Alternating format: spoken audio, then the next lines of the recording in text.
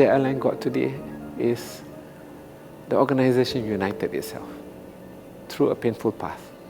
And I hope lesson learned from wider Malaysia is that all of us get united for one common purpose: make Malaysia great. That is viewing Malaysia Airlines as where we are today. It didn't happen by chance. It comes with a lot of perseverance, resilience, and a very painful journey. So where we stand today, where we are today in exactly Malaysia, we are at the epicenter of the growth of the aviation industry.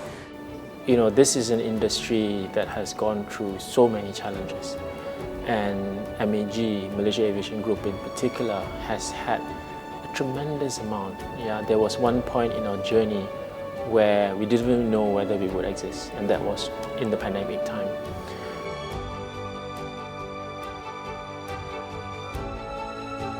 Tetapi kita lihat masa depan yang terdekat ini ataupun mid-term, saya rasa banyak yang boleh kita bangga atas pencapaian MAG dan juga atas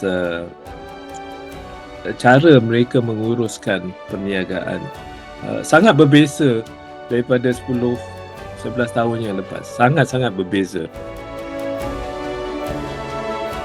And so while the 10 years we've made so much progress, I think we have so much more to do in the next 25 years to meet that goal.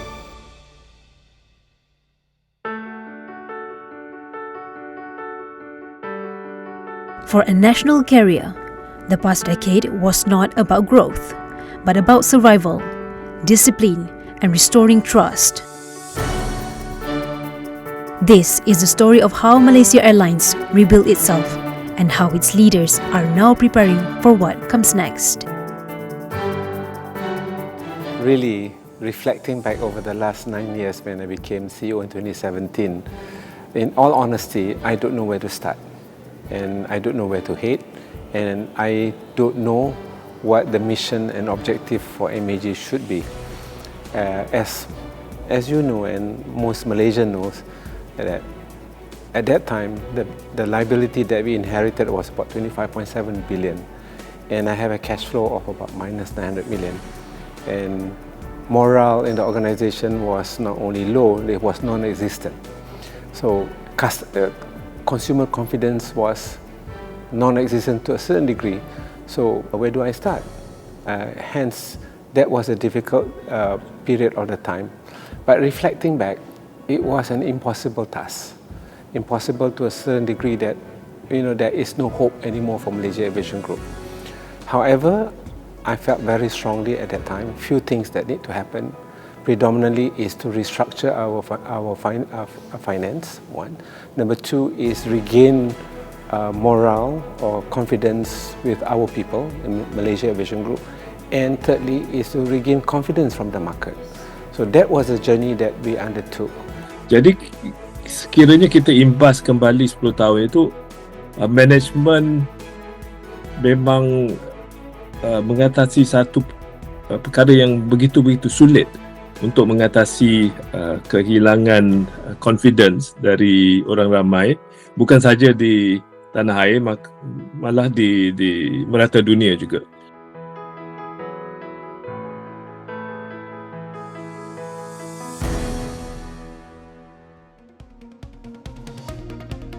As stability returned, strategy took center stage. Not expansion for its own sake, but intentional choices about where, how, and who Malaysia Airlines are for.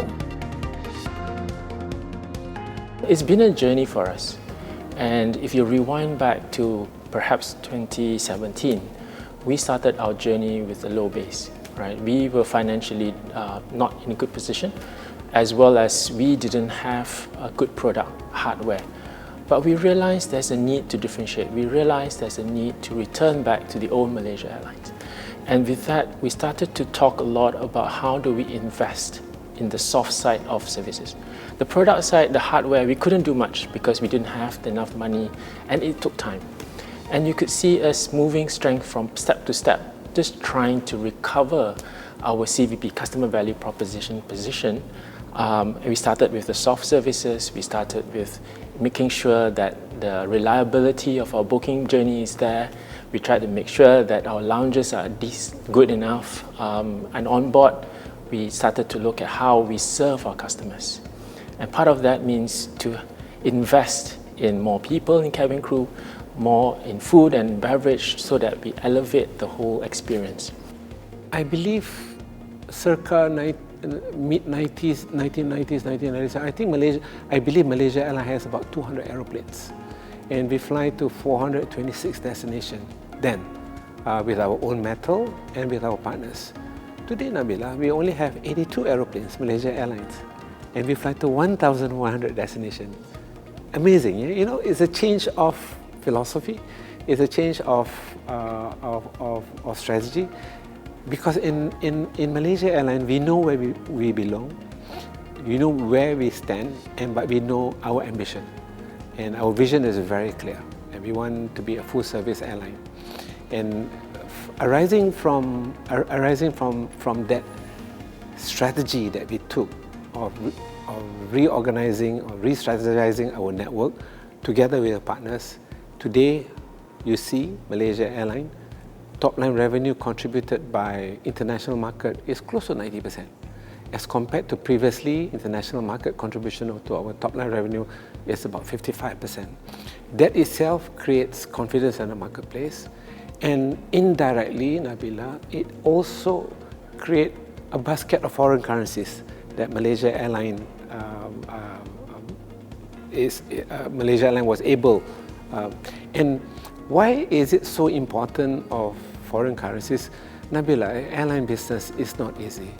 Margin at 1.5% is very lucky in the Asia Pacific region. Yes, margins in the Middle Eastern region is close to 8 to 9%. Europe is about 3%. North America is about 4%.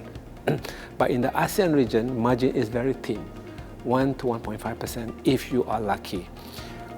That 1 and 1.5% or 2% can flip any day, driven by issues surrounding on macroeconomics, geopolitics, and it's a very thin margin business.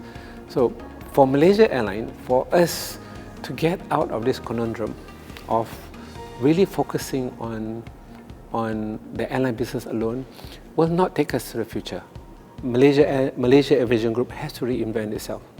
So our aspiration moving forward through long-term business plan 3.0 is to generate revenue at least 30% from non-airline business, such as cargo, such as MRO, such as ground handling, and such as catering, and many more.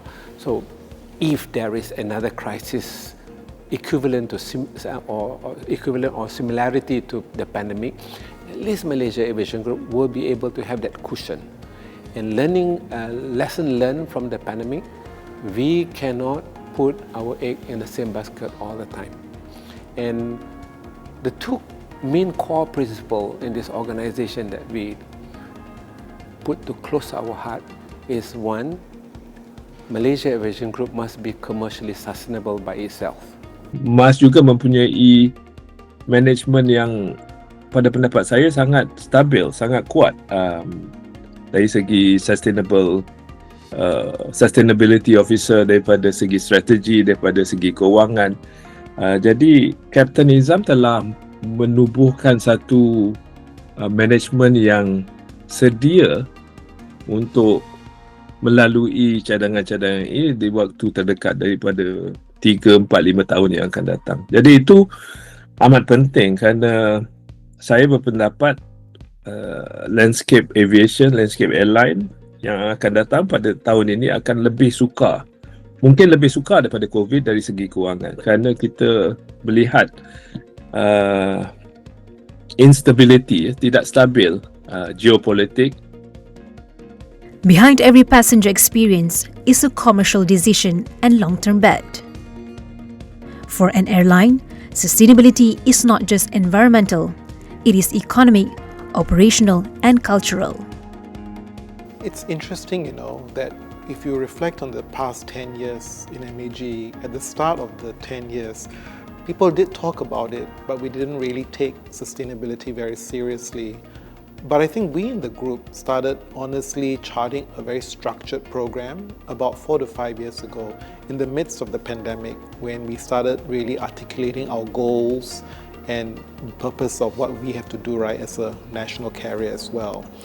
What I think is interesting is that when we think about sustainability, we always think it's about purely the environment, but for us especially, it's not only that, it's the environmental, the social, the governance work as a whole.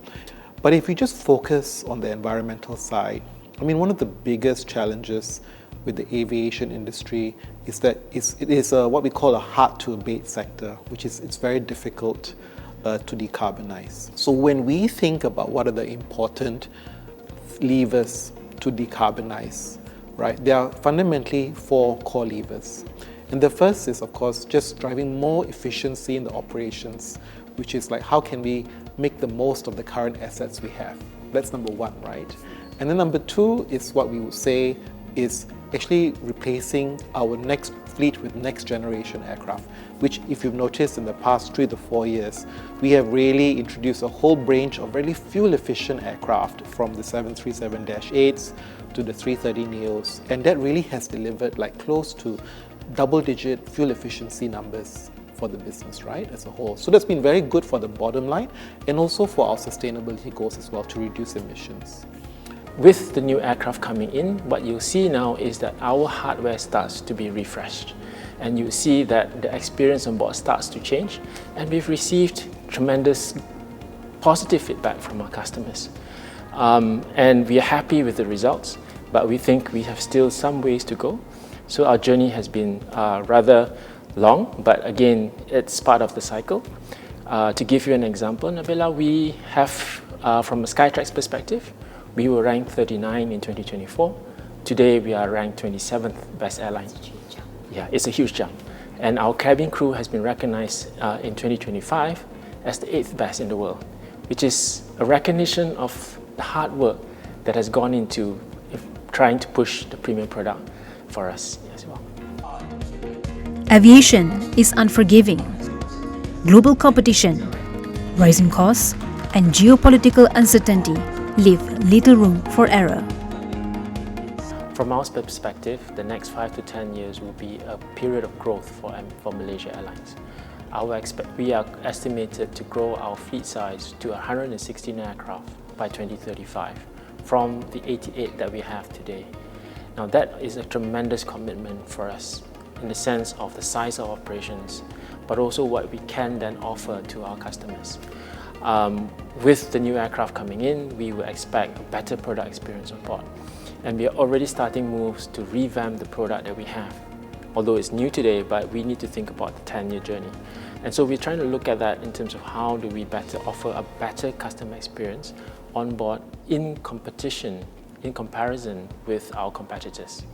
Now today we are very much a connecting carrier, meaning we now need to compete with the large boys, the Middle East carriers, with Singapore, with Cathay. So all this, they have really good products. And so we must keep up to that. And so we need to invest, but we are committed for that journey because we firmly recognize that we are in this premium space and we need to be credible in that area. So when we talk about resiliency, it is important for us to understand the microeconomic and the geopolitical, right? And this industry is one of the lowest return of equity, right? Anything that happens anywhere in the world, let it be in the Middle East, let it be in the African nation, the American nation, the industry will be impacted. If the industry is affected, we are obviously impacted as well. And we've seen this many, many times. Not just we talk about geopolitical, something the likes of COVID. It has impacted everyone, including ourselves. So to ensure that we are resilient enough, to ensure that we are able to ride all these turbulences or challenges that we've got in the industry, we have to be very smart in managing our business. So we need to focus on the area that are able to return the highest yield in the context of our airline in that sense, right? As an example, the focus for Malaysia Airlines was in India the last 3 years. We were really focusing on India. Today, we are happy to say that we've got 10 destinations in India that can bring our customers to Kuala Lumpur and thereafter onwards to New Zealand and Australia and others. So that kind of management and also strategy is so important. On top of that, it is also important, Nabila, as I mentioned to you earlier on, to diversify our income, right? We just cannot put everything in our one basket. We have learned from the mistakes that we have had from the COVID in 2020. It was very, very painful. We had to do a lot of negotiation with our lessors and our creditors and others, but we have learned that we need to diversify our business big time, right? As I mentioned, the focus will be on the likes of our engineering, the likes of our catering, the likes of our ground handling, right? And to ensure that we're able to have this ancillary revenue so that we are able to ride the turbulence. Do I see, as a personal note, I'm not an economist, I'm not a politician, I'm just a simple businessman. I see huge opportunity in the ASEAN region. So ASEAN is positioned to be the third strongest economy in the world in the next decade, right? So what does it translate? It translates into, for us to do business in the ASEAN region seamlessly, borders becomes very blur, right? And to a certain extent, possibly, I mean, I'm dreaming too much here, that the ASEAN region might be the next EU in the making, right? So, specifically here, Malaysia Airlines, we are in the right position in a region which is growing fundamentally, and you see Malaysia specifically is growing very healthily, right? And I don't see where of course there will be speed bumps along the way, there will be a little bit of thunderstorm here and there, but Malaysia, located in the ASEAN region, is positioned to a very huge advantage position. And this is where leaders, which is young team, must be aware, cognizant of how the future looks like. If you see how the future looks like, only then you can lead the organization to ensure it is on the curve or ahead of curve. So what does it entail? Malaysia Aviation Group have to change to feed itself for the future. Against that backdrop, Malaysia Airlines' recovery stands out, not for its speed, but for its discipline. And leadership is not the group managing director alone. It is leaders at every level must be able to unite.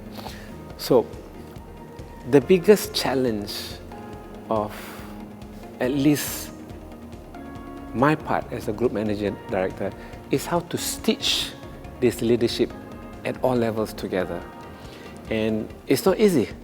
And there are instances that you see people that doesn't make that cut. So if they don't, if they're not able to stitch themselves together, I believe very strongly then that's a painful part, that you just have to cut the umbilical cord. And that's a painful journey. Hard matrices is given, but for Malaysia Airlines and specifically here at Malaysia Aviation Group to be where we are today is driven a lot, I would say a big chunk of it is by people that lead, people that execute, and the people that's committed to deliver our ambition. And pivoting, gravitize on two core principles: sustainably, commercially sustainable, and nation building. And as a team, not just as a person, not just a small group, but as a total ecosystem of Malaysian Aviation Group, we are very clear on our plan, right? As I mentioned, we do have a lot of diverse staff in our employees in our company, and the focus, one of the main important things that we have to focus will be on our enabler is on our people. When I said with regards to our people, the 4 areas that I am looking into so that we're able to drive our people to run together with us so that we're able to grow in LWB 3.0 is about the culture. We need to have the right culture mindset that the people, when I say grow, Nabila, it's not just about having more aircraft. I've mentioned to you that we have purchased more than 95 aircraft, and eventually in the next 8 years, we'll see an incremental of about 30% of our aircraft. Today we've got 89 aircraft, inshallah. In another 8 years we should be having 116 aircraft. In the context of our CAGR, we're seeing about growth at about 7 to 8% yearly up to 2030. So it's not just that kind of growth. More importantly to me is who is running the growth. And when we said the running of the growth is the people in itself, right? So the focus on the people is so important. The growth in the people is about the mindset growth, right?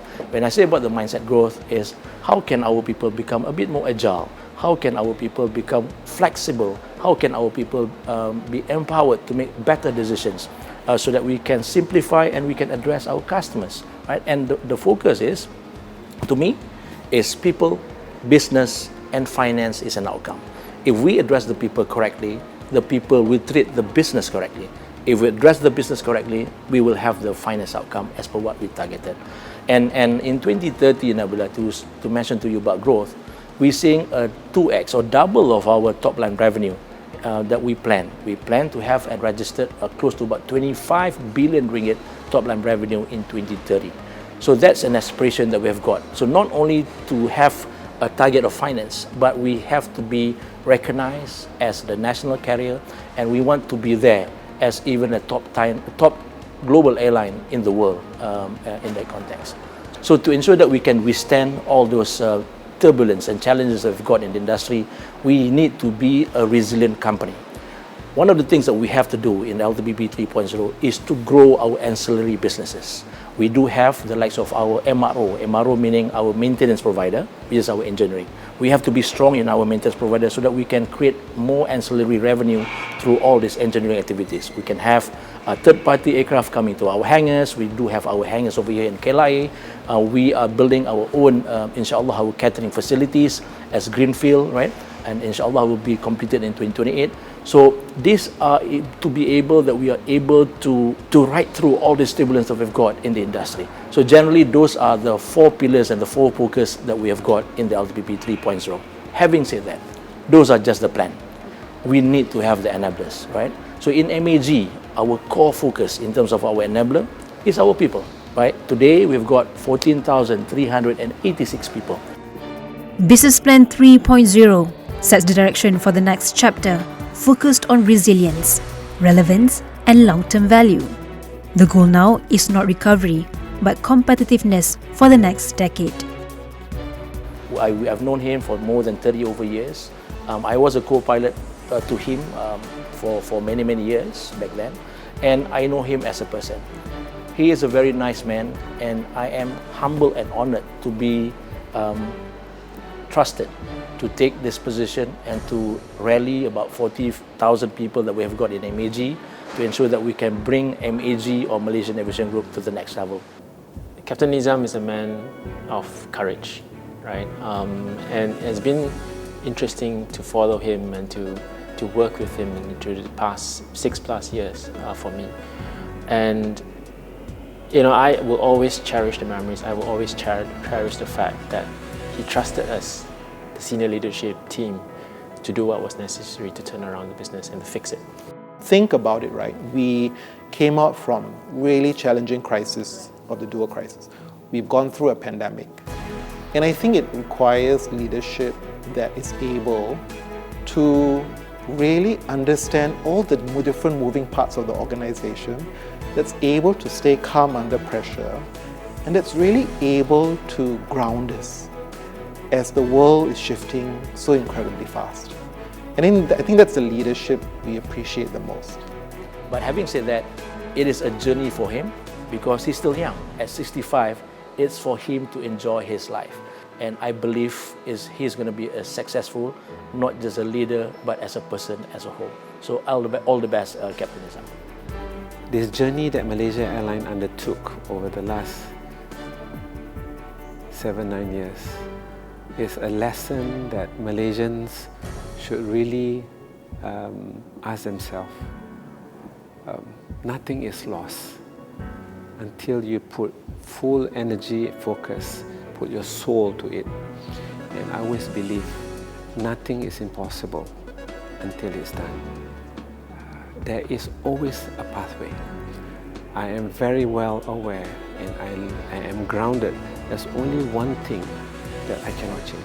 Being a Muslim, I can't change the Quran.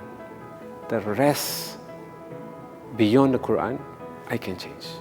I can transform it. And I am very confident that Malaysia Aviation Group will thrive moving forward. Another lesson learned for Malaysians to look at, or lesson learned from Malaysia Airlines, is respecting one another, uphold diversity. This is what true Malaysians are all about. Right? And for us to be a successful nation, we must be confronting and able and wanting to challenge the status quo. Nothing is written, nothing is cast in stone except, as I said, as a Muslim, the Quran.